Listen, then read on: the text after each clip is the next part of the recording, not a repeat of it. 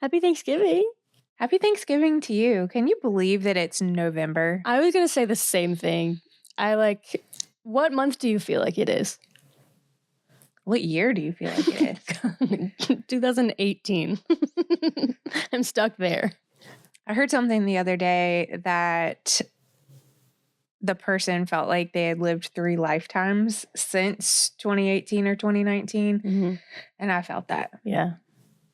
And our listeners probably feel that as well.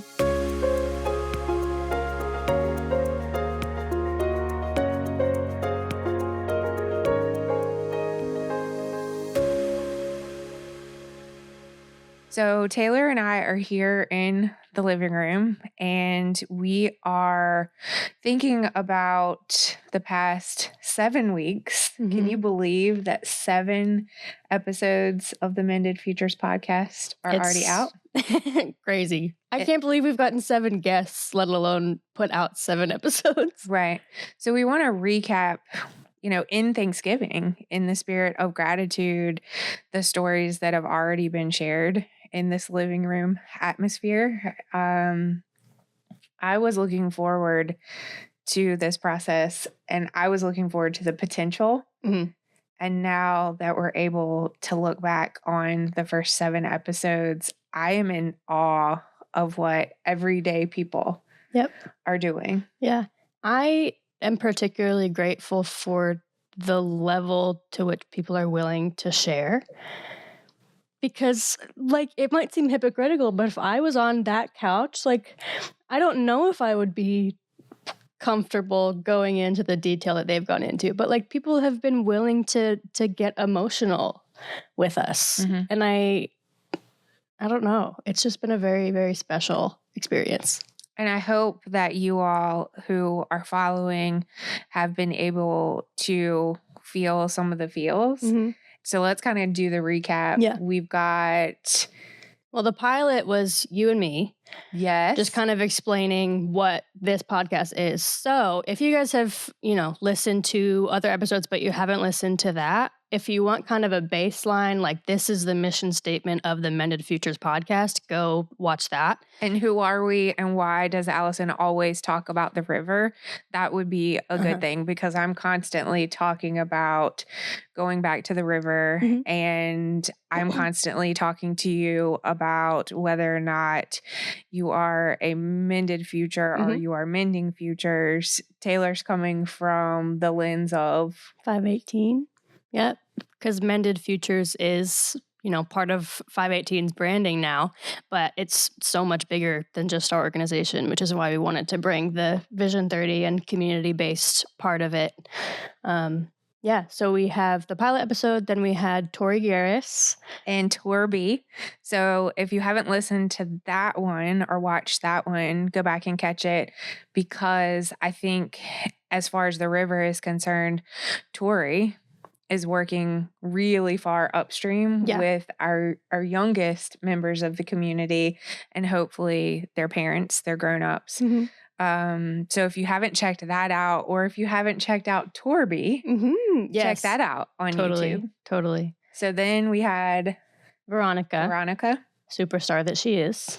And Veronica and her ex-husband are co-parenting their grandchildren. So that is a story of kinship care. Yep. And Veronica was very willing to share about interventions in their lives, and also pieces about reconciliation. Yep. She is in the process of wanting and trying to reconcile and not quite knowing how it's going to turn out. And I think it was really valuable to be able to have her story of she's in the thick of it. There's the uncertainty of mending futures. Yep, absolutely. So we highly recommend her episode. Then we had Brian, right? Oh, I love Brian. Brian Moss, who is an employee of 518, and Brian is well known in this community. And I think through Brian's episode and a lot of these episodes so far, we realize that everyday people are wearing so many hats. Yeah. And it was really powerful to talk with Brian about how many ways he's mending futures. Mhm. I think with Brian's, what stuck out to me, and this kind of goes back to something that we were talking about at a training that Allison and I were at yesterday, that when you are shepherding people, in Brian's case, when you bring foster children into your home, you can't necessarily protect yourself from being hurt by them. You can only prepare yourself. And he is so willing to step into the space and make himself vulnerable to loving these kids and not getting anything in return. And I think that's a common theme. We definitely heard that in Veronica and Brian, that you try to protect your sheep. Yeah. But it's really hard as a shepherd to protect yourself. Mm-hmm. And really, you just prepare yourself. Mm-hmm. So that was a powerful tie-in. Yeah. So after Brian, we talked to Chris Beach. And that was our virtual episode. And Chris is from the Fatherhood Foundation. Mm-hmm. And that's really a preventative upstream approach to making sure that expectant fathers are getting the preparation they need. And because parenting is definitely shepherding. And there are also some interventions there as well. I was encouraged by I mean, it might sound stupid, but I was encouraged by how passionate and so involved and into it Chris was as the CEO. Yes. And how many resources there are out there that if you think I'm not equipped or I'm not whatever, don't worry. If you're passionate about being a dad or you think being a dad is important, then they have the resources. Yep. They're going to come alongside you. Absolutely.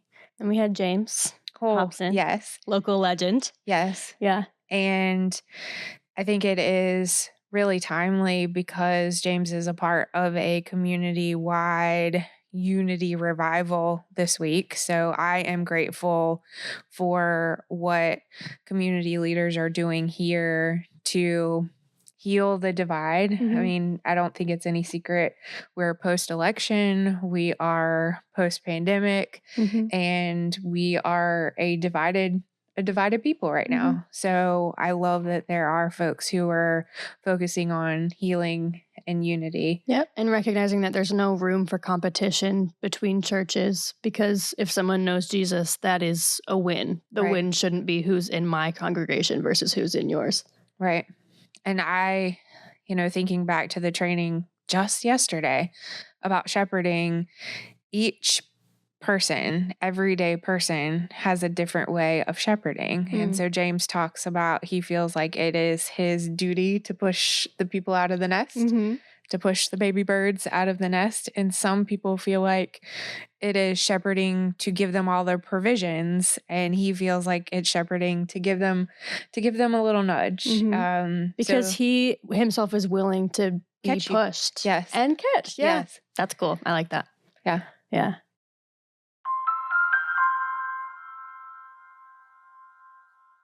Life is messy, and sometimes people just need someone safe to talk to. We're here to listen because everyone's story should be heard. 518 Counseling exists to empower children, adults, and families to overcome past experiences and create a path to being stronger both mentally and spiritually. Family is a nuanced concept.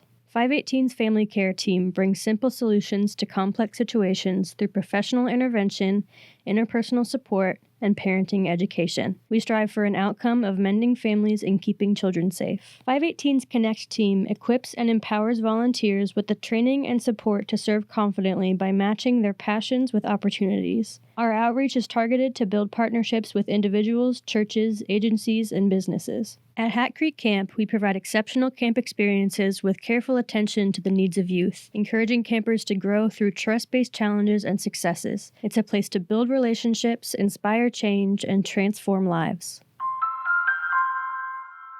Avery's episode. Ooh. Yeah. Avery is a 518 employee, and he works in school-based counseling. And I think Avery's episode was the hardest to hear. I was going to say the hardest to hear. And it was a mirror of what he's probably hearing from a lot of his clients. And it really made me realize why we have to go upstream and how important meaningful relationships are. Mm-hmm. And these folks are pouring out their hearts here in this setting.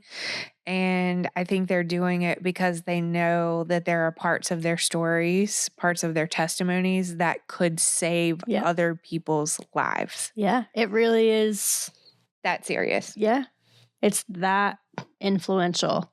And I think that's my favorite part of this podcast is that so many people who come in here before we start recording, they're like, I was honored that you asked. I don't know why you would ask me, you know?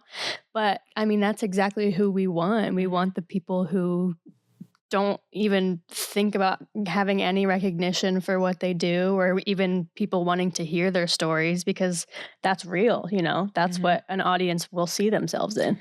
And I had a really wise uncle who, when I was telling him something a decade ago, and I was really searching about whether or not I was going to be committed to something or whether I was going to jump out of the nest. And he said, if not you, then who?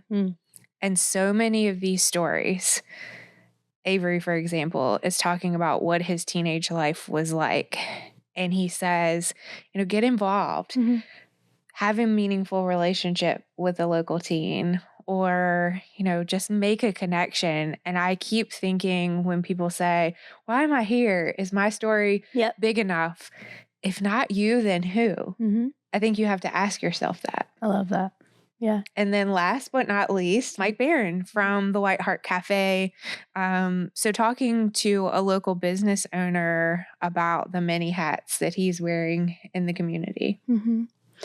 He is a passionate father. And I think that's what I was most touched by. We were maybe 5-10 minutes into the recording, and he shared with us a story about when he was moving his family from Texas to, they didn't even know where at the time. And he got emotional because he was taking, you know, his oldest son away from his community and his friends, and his son looks back at him and he's like, we're doing it together. Like, you didn't have a choice. Yeah. So in some ways, the son recognized the calling, or recognized that the parents were doing something that was bigger than anything they could, you know, they were following. They were being sheep, and they weren't quite sure where they were being led. So we have really just had the privilege to listen to folks that we know on the surface level, but now I feel like we know. Yeah. It's fun to see these people in the real world after the fact, because like we're giving them hugs. We're like, there's just a connection there. And if nothing else, like I'm very, very thankful just to be able to spend some meaningful time with people at work. Like it's really, really a gift. Right. And I am thankful for, I think you've said some things and we bring them up in multiple episodes. I'm always like, Taylor, say the thing. And then she tells you about how life is everything all at once. You know, I feel like we are learning from and with absolutely everybody who's in this room. And I am really gratified and validated when one guest says something and then the next week the other person says something very similar, and they didn't know each other, and they didn't know they were going to be guests. So I feel God working in this room. We've been able to make multiple connections with guests, with each other, guests with other people in the community. Like, it's not just people sitting down for a meaningful conversation. Like, there is action happening afterward. Oh, and it's exciting. Yes. One of the fun things that happened as a result of the first episode with Tori Garris, as she was talking, my wheels started turning about healthy relationships. And there is, we call him the relationship guru at 518, Adam Holcomb, and his heart is about healthy relationships. So we connected after the podcast episode with Tori, Adam, and I, and talked about how could we talk about healthy friendships? How could we talk about healthy relationships through a children's show? Mhm. So, Starting with toddlers. Right. That's how upstream it is. right. Yeah. And that's how important it is. That's how urgent it is that we are talking to people of all ages about keeping kids safe and making families stronger. Mhm. And communication is so important. Absolutely. And to wrap up, we're extremely, extremely grateful for everyone who has watched and listened to the podcast. It's been encouraging to see the response. People have been very generous in sharing and I don't know, just supporting. So thank you very much. Yes. And I will take it even further as an action step. If you haven't watched all along the way, go back and catch up on some episodes. I don't think there's an episode so far that's worth missing. You've got to Yep. go back and catch up. And you can listen in any certain order. It's not like you're going to miss a part of the story. Each one is a specific story of an everyday person making a big impact in our community. If you have ideas for people that we should have on the show, let us know. Please. And you've seen the virtual option. Of course, we love to have people in the room, but there is a virtual option. So it doesn't even have to be someone that's local. Yep. And we're trying to, even though we talk about things that are local, we want it to be generalized in other communities. Totally. Well, we hope you have a very happy Thanksgiving. Wait a minute. Oh my goodness, am I ending too soon? Maybe. Okay. I feel like I need to ask you okay. an important question. Yes. What is the dish that you must eat at Thanksgiving, or that it will not be Thanksgiving? Green bean casserole. Oh, Yeah. I feel like that's a kind of an iconic choice, because can you think of many times during the year that there's a green bean casserole option? Sincerely, not one other time. Not other enough. than Thanksgiving. Not enough. And it's a perfect dish, in my opinion. Ooh. I love a green bean. I love a crispy onion on top. Mhm. It's creamy. It's crunchy. It's everything. Mm. What about you? Not turkey. Are you a country ham girl? I think that I'm- stuff is lethal. I It can't is do lethal. country. And then you wake up the next day and your hands are swollen. Yeah. No, I am more of a side dish sort of person, like the casseroles. And I just want to put it out there that turkeys are really laborious. Mm. And the person who's cooking the turkey in the family should get a lot of love, Yeah. a lot of gratitude. Yeah. Have you ever cooked one? I have not, and I am terrified for the day that I do. Okay, so when we turn the microphones off, I will tell you what you have to do Okay. to... I'll take notes. No. You just got to mentally prepare yourself. Okay. What you have to do before you cook a turkey. What? Oh. Yeah. Oh. Yeah. Yeah. And I am in my mid-40s, and I don't feel like I've reached the level of adulting that it takes to cook a turkey. Yeah. When does someone feel like they've earned the Right. turkey preparation? Right. I've made it to macaroni and cheese level, and I feel like that's really important. I Mhm. make what I would say is like an award-winning macaroni and cheese. If you'd like my recipe. Prove it. Yes. Oh, okay. So if you'd like my recipe, I could share. Yeah. But as far as what has to be at the Thanksgiving, my mom's cousin makes a baked pineapple dish. Oh. Yeah. Have you ever had that? I've had things reminiscent of that. I don't know if it's the exact same. But does that scream Thanksgiving? I don't know. No, it doesn't. So there are many unique things that different families have to have. But for me, I'm just not at the turkey level yet. Fair. That's fair. Okay. So now you can close the show. I feel like now that I've gotten that off of my chest. Allison feels much better. Yes. She's no longer sweating. I'm just kidding. For everyone out there in the community, do not ask me to cook the turkey. And me neither, because I've never done it and I'll probably burn your house down. And on that note, Happy Thanksgiving. happy Thanksgiving.